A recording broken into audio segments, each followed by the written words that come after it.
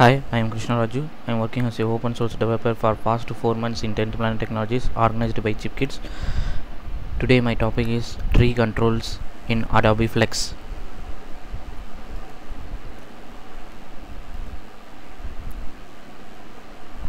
Example using item editors in tree controls. A tree control is a hierarchical structure of branch and leaf nodes. Each item in a tree is called a leaf and can be either a leaf or a branch. A branch node can contain leaf or branch nodes or can be empty, have no children. A leaf node is an endpoint in the tree. By default, a leaf is represented by a text label beside a file icon, and a branch is represented by a text label beside a folder icon with a disclosure triangle that a user can open to expose children. Handling a tree control events. The events to respond to user interaction with a tree control. Since the tree control is derived from the list control, you can use all the events defined for the list control. The tree control also dispatches several event and the tree event class events, including event change and tree event dot item open. The following example defines event handlers for change the item and item open events. In this example, you define event listener for the change and item open events. The tree control broadcasts the change event when the user selects a tree item and broadcasts the item open event when a user opens a branch node. For each event, the event handler displays the label and the data property, if any, in text area control. Example handling a tree control events in Adobe Flex. Now I am explaining an Adobe Flex handling tree events. So I have created a tree in this application.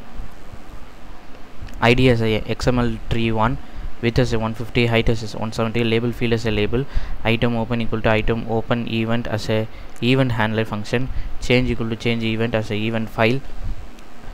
XML list ID collections. I am creating XML list also in this same file itself, in the same application itself. ID as a mailbox, XML list none, node as a in a tree node as a label, mail, inbox, personal folder, business, demo, personal, saved mail, and another one also as a child as a sent and trash. I am also creating a form. In that form, I am label as a change event, label ID as a for change, another one form item I am creating open event, and ID as a for open, label as a for open. Now I am getting an event as a change event. In that event as a event void variable, the data string equal to empty brackets.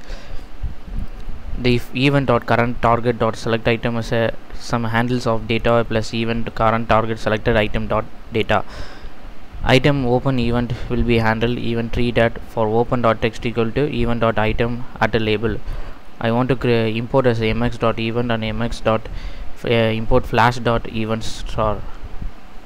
Now I am running this tree application.